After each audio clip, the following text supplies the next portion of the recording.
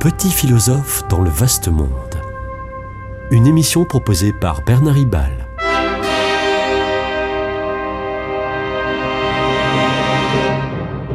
Bernard Ribal, essayiste, agrégé et docteur en philosophie. Dire à l'homme qu'il scie la branche sur laquelle il est assis, eh bien ça fait peur. Invoquer la planète en feu, laisser à nos enfants ou la fin du monde, développer des arguments scientifiques ne provoquera pas la conversion salutaire, utile, capable d'éviter le désastre. C'est ce qu'écrit Patrick Chastenay, professeur de sciences politiques à Bordeaux. C'est bien l'impression que j'ai en observant la société écologiquement démobilisée. Et même, je vais plus loin, en m'observant moi-même, qui me sens pas toujours très mobilisé à cet égard.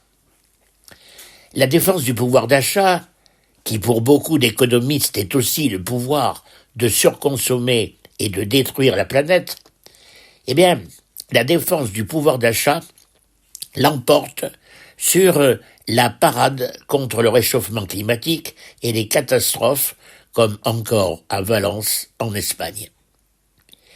Les discours politiques n'évoquent la planète qui brûle que pour mémoire, avec la même posture que pour un enterrement. Curieusement, Chastenay, après s'être pertinemment désolé de la démobilisation écologique populaire, continue cependant, malgré tout, courageusement, à poursuivre ce qui semble être une cause perdue. Quant à moi, je ne serai pas dans cette ambiguïté du pessimiste plein d'espérance. L'espérance, oui, mais alimentée par des faits encourageants. La politique n'est pas très mobilisée, c'est le moins qu'on puisse dire. Mais l'opinion publique, elle, est très majoritairement, maintenant depuis peu, informée enfin des risques environnementaux. Certes, on aurait dépassé les fameux 1,5 degrés de réchauffement planétaire en 2023, alors que les accords de Paris fixaient cet objectif à l'horizon de la fin du siècle. Mais tous les experts ne s'accordent pas sur ces résultats qui ont besoin de recul dans le temps pour être confirmés ou infirmés. Quoi qu'il en soit, en ce qui concerne la France, la science est unanime à reconnaître une baisse dans l'année 2023 de 4,8% d'émissions de gaz à effet de serre et même de moins 3,4% dans le premier semestre de 2024. Si la France continue ainsi, elle atteindra son objectif de réduction des émissions de 50% en 2030. Tout n'est donc pas négatif. Même la Chine, plus gros pays émetteur de gaz à effet de serre, se félicite d'être championne des énergies renouvelables. Bien que, paradoxalement, elle continue à ouvrir des centrales à charbon. À voir le démarrage assez fulgurant des ventes d'automobiles électriques, on peut espérer le recul décisif d'émissions de CO2, peut-être d'ici très peu d'années. Le développement du nucléaire paraît à cet égard inévitable, et je pense qu'on ne peut pas tout refuser. Refuser le nucléaire à cause des risques, même faibles, d'accidents, l'éolien refusé à cause du paysage et de l'impact sur la biodiversité. Le lithium, parce que on ne veut plus de mines. Les panneaux solaires, parce que on ne sait plus que faire, on ne sait pas que faire du matériel obsolète lors de leur fin de vie, etc. Et n'allons pas croire qu'il n'y aura plus besoin d'énergie si l'on se convertit à une doxa écologique.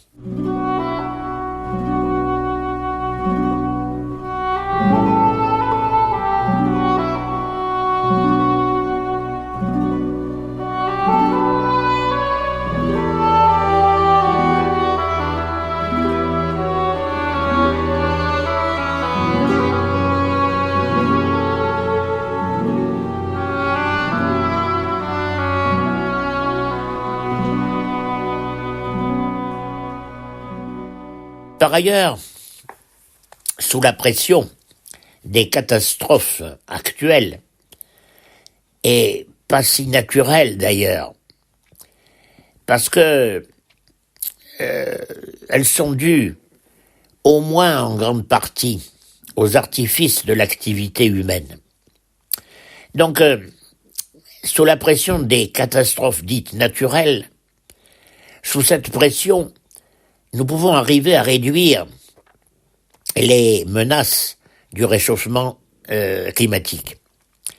Et c'est de loin le réchauffement climatique qui est la principale question à résoudre. Assumons le fait qu'on ne peut pas tout faire en même temps. Et disons que l'ultra-écologie nous décourage d'une bonne écologie. D'ailleurs, à vouloir tout faire, tout mettre en œuvre en même temps, les citoyens ont le vertige et c'est une raison du détournement d'attention de beaucoup. Alors, tenons-nous-en à quelques buts précis concernant la marginalisation des énergies fossiles. Sans doute aussi quelques principales actions pour sauver la biodiversité. La démobilisation part aussi de la difficulté d'être individuellement efficace. Souvenons-nous, dans les années 2000, quand chacun essayait de mesurer son empreinte écologique. C'était tout à fait vain, car la traduction de toute production ou consommation en tonnes d'équivalent pétrole ou en tonnes d'équivalent CO2 est très très hasardeuse. Comment ramener le kilo de bœuf à tant de kilos d'émissions de CO2? De plus, déception. On s'apercevait, à partir de cette empreinte écologique douteuse, que je ne pouvais pas diminuer mes graves excès, parce que presque tout est imbriqué en fait dans une dimension collective et dans l'action publique. Autre trouble de la mobilisation, la difficulté de bien comprendre le climat, même pour les experts qui en 2023-2024 avouent ne guère comprendre l'influence d'El Niño qui, à partir du Pacifique, du centre du Pacifique, prend son essor en réchauffant nombre de régions planétaires, et cela bien avant les émissions massives de CO2 par l'activité industrielle moderne, lesquelles activités industrielles viennent gravement, c'est vrai, accélérer les effets d'El Niño. La crise inflationniste et la crise migratoire vont peu à peu éclipser la crise environnementale. Même dans l'Union européenne, dont le pacte vert devient pragmatique, selon la litote de la présidente Ursula von der Leyen. Ça veut dire que l'Europe ne fait plus de forcing écologique. Écologie, premier danger, dernier souci.